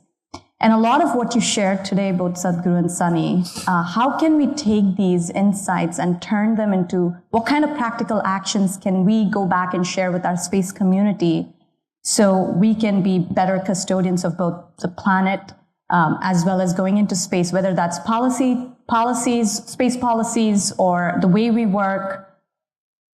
Would love to hear your thoughts on that. I'll just offer one thing. I don't know if I have an answer or a bigger thought for space policies, but in general, and you made me think about it when you were talking, Sadhguru, just about observations, making observations, and sitting back and taking the time to actually just observe and being able to then extract and go beyond the boundaries. And I think space exploration allows us to do that a little bit because it gives a little bit of excuse for being able to see things a little bit differently. I just thinking back to the time I had up there with a fellow astronaut, John Pettit, who did this Saturday morning science where he would he was calling it more science of opportunity, just taking advantage of the environment to show how things work, which are different than how they work on Earth, like growing crystals and the edges of the crystals grow versus the faces of the crystals, just because you just pluck out gravity and the crystals grow differently up there. Just amazing little things he could do while he was up there. And just the power of observation, just taking time to do something very simple and just look at it, and it sort of defies the things that we think of here on Earth, again, because gravity is such a huge component, but it's just a metaphor for looking at things a little bit differently and just being able to make observations which allow you to go beyond the known boundaries of what you contain yourself in.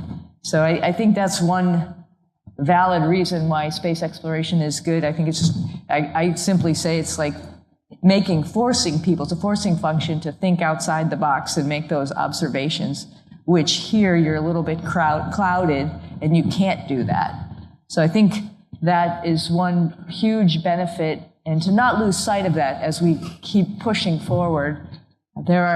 That's going to allow us to open your mind and your thought process to, again, going back to the mountain analogy, the next peak, if that's what you're looking for, but at least just, if maybe not that's what you're looking for, but at least just being able to think a little bit differently and being open to other concepts. If we are thinking of a policy, at one point, probably it's still there in paper, that is, space should never become a conflict zone. Yes. I think it's still there on paper, but there's nobody to enforce it. But the world bodies have taken back seat. There are no frontline world body, nations will do.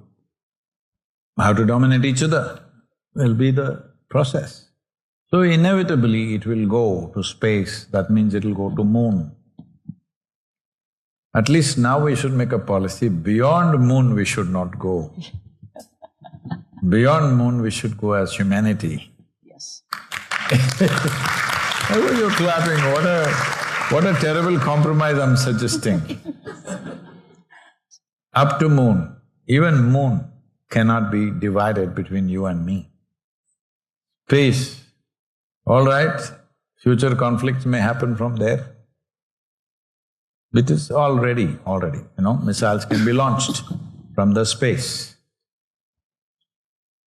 To move away from that, well, there's a whole lot of geopolitics and politics, which is not something that we can predict that tomorrow it'll happen, not in our hands, so let's not waste time on that.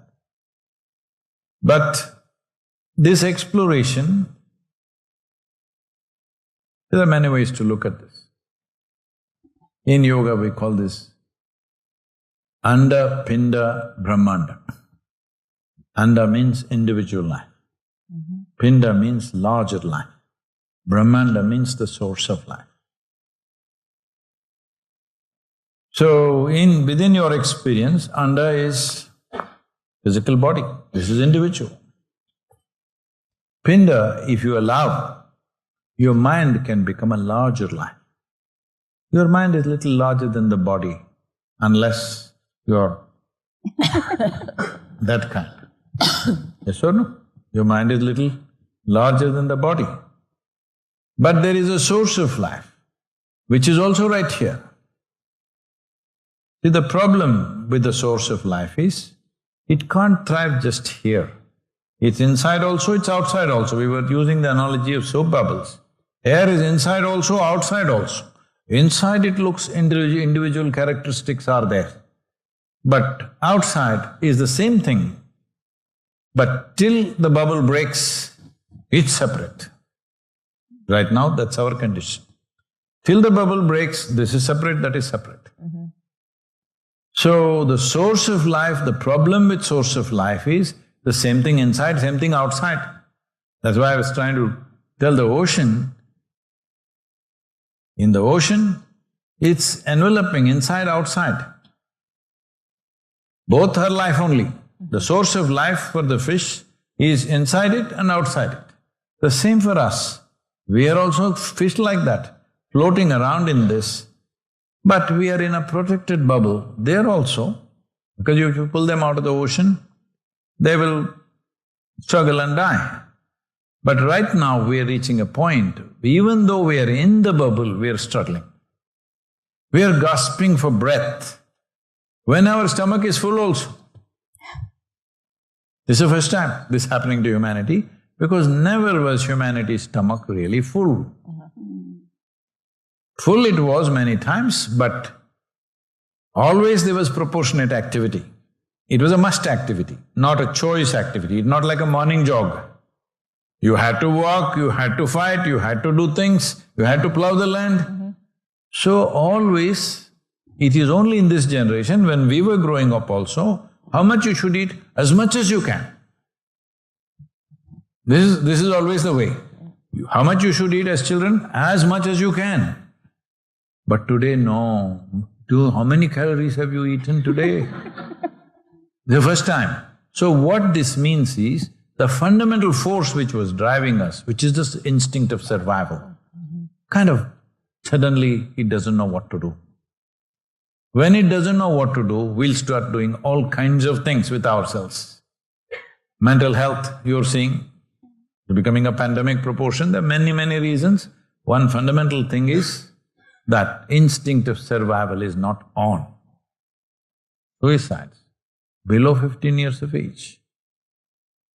In 2023, in India, 7,200 children below 15 years of age take their lives.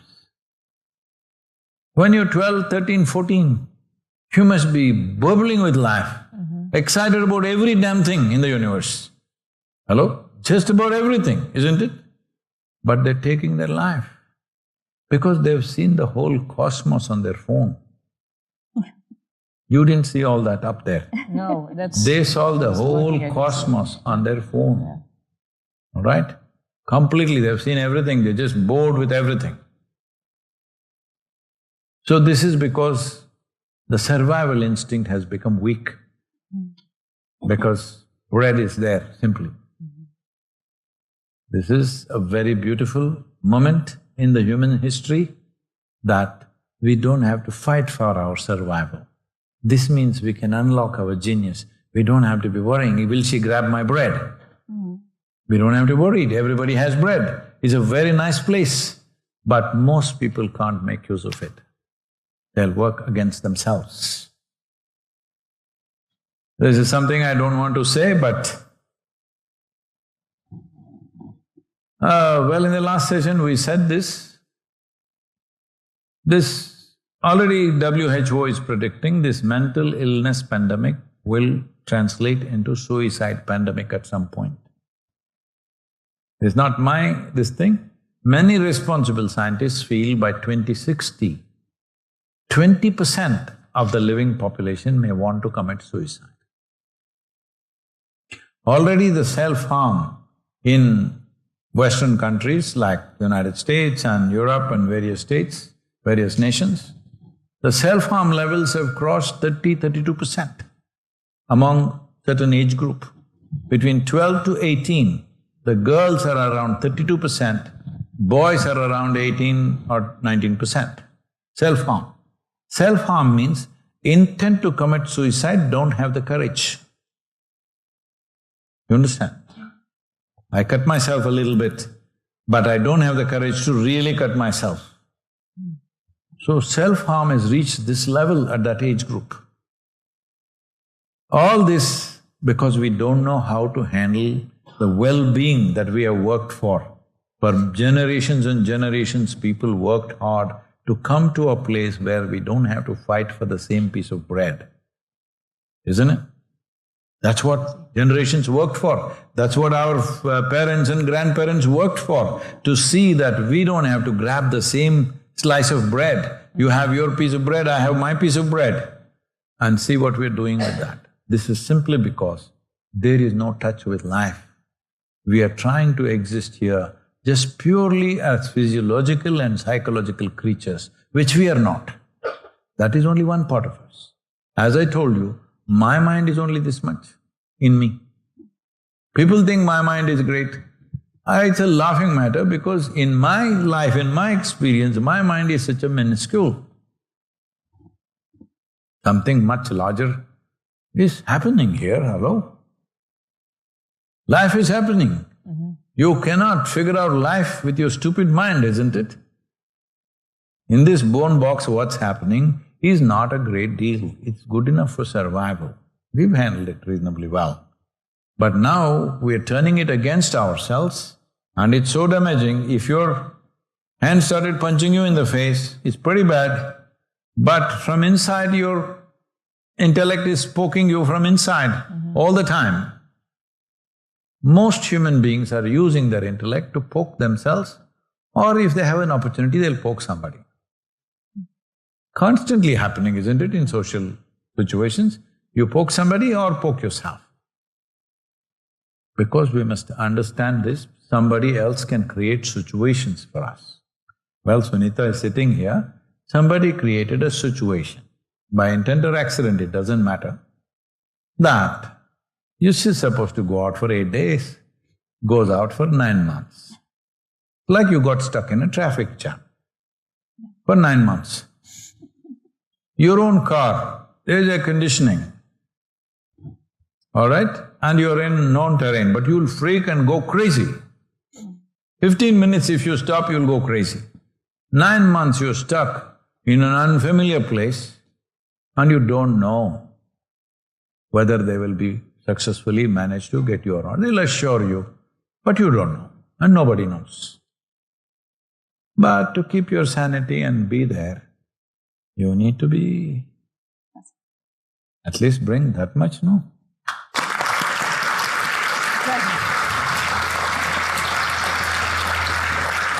I think you need to be present. Of course. I think that's key. That's the whole thing. If you let your thoughts run away, it'll kill you right there. Your imagination will kill you. Most of the time, it's people's imagination killing them. We were discussing today morning or yesterday about fear factor. What is fear? Your thought is creating a situation which is not yet happened, isn't it? So you're something that doesn't exist.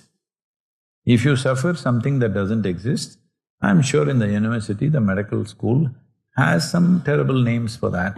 I don't want to use them. There or no? You're suffering something that does not exist.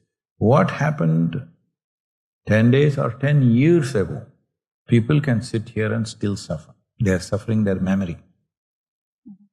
They can suffer what may happen day after tomorrow already. They think they're suffering life. No, they have no taste of life. They're suffering their memory and imagination. Two fantastic faculties that a human being has, that we have a vivid sense of memory. That's why we have a rich life. If you remember nothing of what happened yesterday, you would sit here like a zombie, isn't it? We remember every tiny detail from our childhood and this and that. That's why there's a rich sense of life. Using this memory, there is a fantastic sense of imagination. And that we suffer even with all kinds of things, horrors you create in your head. So the problem is we have not taken charge of our faculties. If you don't take charge of your faculties, exploring anything is impossible. Best you stay in your bed.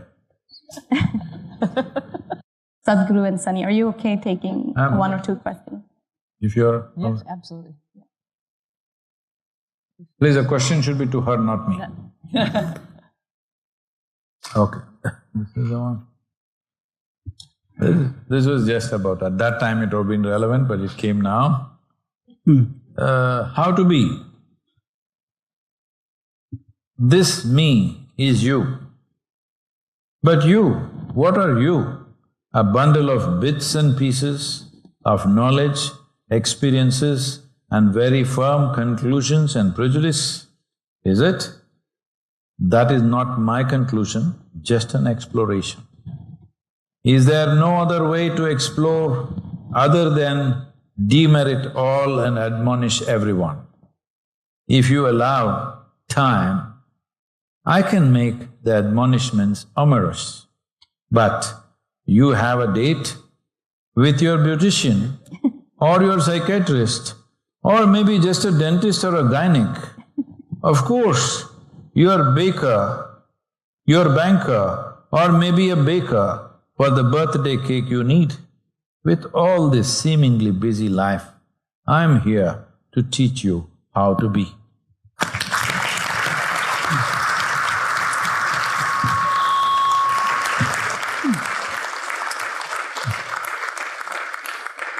So my question, what excites me about space is as we know, our body itself has so much space, in between our cells. And in space as well, there is a lot of space. So, so what excites me about being in space is how to correlate the space within with the space when we are out there, So can you talk about your experience along those lines, and maybe Sadhguru can chime in too? No, it's for those who have been in space, not me. Almost not enough space for my hair. I had good hair when I was up there. So space. Your hairstyle became very famous. It was nice. So definitely space hair. So I think the question is, what is space like, essentially? Well, how do you experience space when you're there?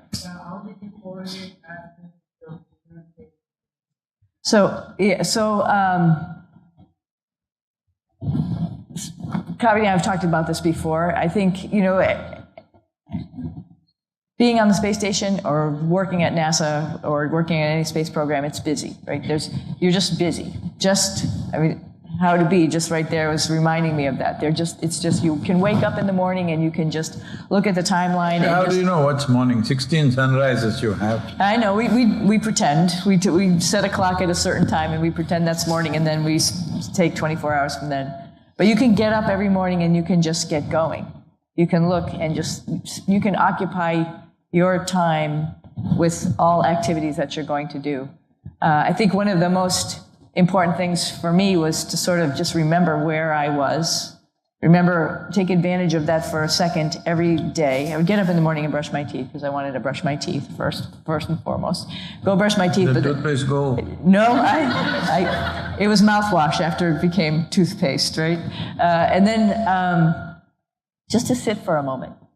And usually it would be in my crew quarters and just sort of be there, present for a moment, knowing where I was, but knowing also then in my head where I was as I was getting ready to start the day. Not just like it was the day to just get going and do this, do that. It's like, where am I in my conscious effort to be present right now? There was no Sabbath, no Sunday holiday, nothing. That we have Sundays, so people can sleep in. So that is one good thing. But every other day, every work day is filled, and so taking a moment to do that is a great way to just start the day, to put everything in perspective of what you're doing, and it really sort of, I think, to me, not necessarily minimize those tasks, but put those tasks in perspective of what's really important, and thinking about also having a moment away from all the other people was also a small blessing, just to be by yourself in that moment and to just organize. So I think that is how I managed my inner space. Now the space in the spacecraft, right? We each have a sleep station, so you have your own space that you can be able to do this with. And then we have different laboratories, and usually in every different laboratory, somebody would be working. And I think being able to take that time that I mentioned in the beginning allowed me every morning after I had that little time to get up and see these other people in the space station and genuinely say good morning. It wasn't like just like good morning, like words. You just say good morning as you walk away, and you don't really think about it. It's just some reaction. It was like genuinely, good morning, I hope you have a great day. I didn't say that part, but that's what I felt in my heart. Like, good morning, I'm going to have a good day, you're going to have a good day.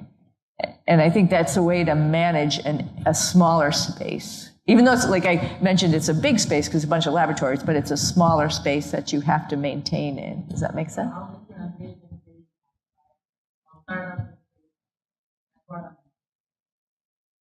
So wait, what?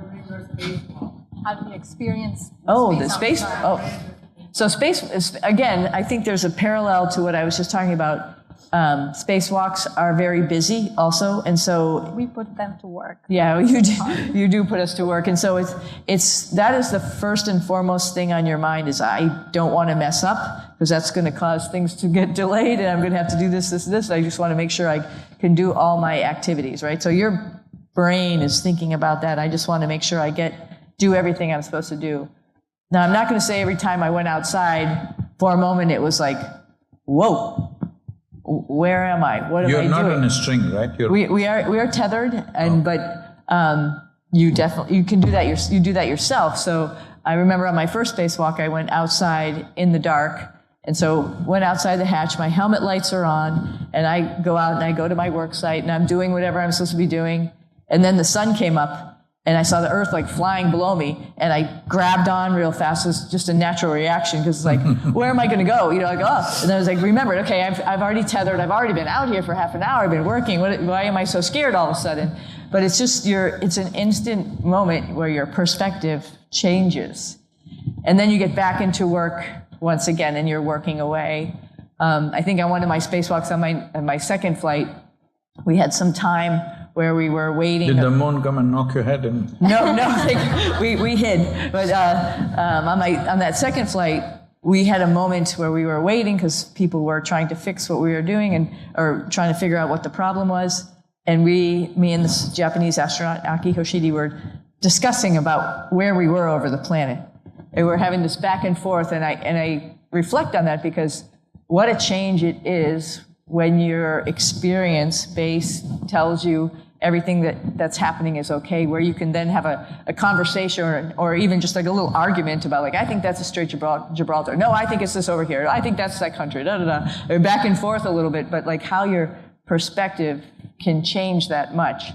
To this last flight, when we were out doing our tasks, which Nick and I were out, and then Butch and I were out. And Butch and I were doing a task which was very hand intensive. Again, just out there doing the task, and I was taking off little nuts and bolts, like real small, and you're wearing essentially like snow gloves while you're trying to do this. And I'm thinking, and they asked us to do this for 5 bolts, and I'm thinking to myself, this is impossible. This is an impossible task. But if you drop them, they're not going anywhere. They're going to float away. They'll float gonna away. go away. And they're very worried about that because it could go and become a micrometeorite or damage part of the robotic arm and things like that. But I was just like, I'm just going to do it. Like, be in it right now. I'm not going to argue with them. I can't believe they asked us to do this. I'm just going to do it. Sorry. Sorry we did. I said sorry. Sorry we did. Your fault. So we did it. And actually we got, magically enough, we got all those pieces and parts and were able to put them in our trash bag. But it was just an interesting perspective of, this is an impossible task. They're asking us to do this. We're out here in space, and they're asking us to grab nuts and bolts. This is a crazy thing. How are you going to do this? And you can. And what it convinced me of is, you're not comfortable in a situation. You can get comfortable in a situation. You have that experience. You don't think you can do something. You can do it.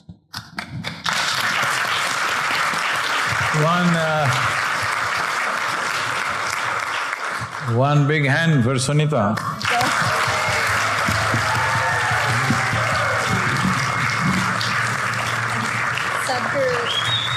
Sadhguru and Sunita, first of all, thank you so much for this amazing conversation. I do want to close it with one thing, which is... You still have one more thing? Yes, just one last thing, sort of bridging the conscious planet and conscious space exploration. I like to say it like conscious space exploration for conscious planet with this. This is the very first picture of planet Earth taken from space on Apollo 17. And this is a reminder of humanity, like as one human race or humanity as a whole. And a few years ago, a couple of my colleagues and I started up an initiative where we wanted to send this as a symbol of humanity into space. And we call it One Flag in Space, the blue marble. And this is that tiny blue dot. And I take it everywhere I go, on mountains, underwater, everywhere. And Sunny actually honored it by taking this into space. It's a reminder of... It's a reminder of not only exploration, but unity and human consciousness, and more importantly, our collective responsibility for protecting our only fragile home. We definitely need a global flag and a global anthem. We're all right from childhood singing our national anthems and national flag and going on thinking others are aliens. Can I get a photo with my space mom and cosmic dad?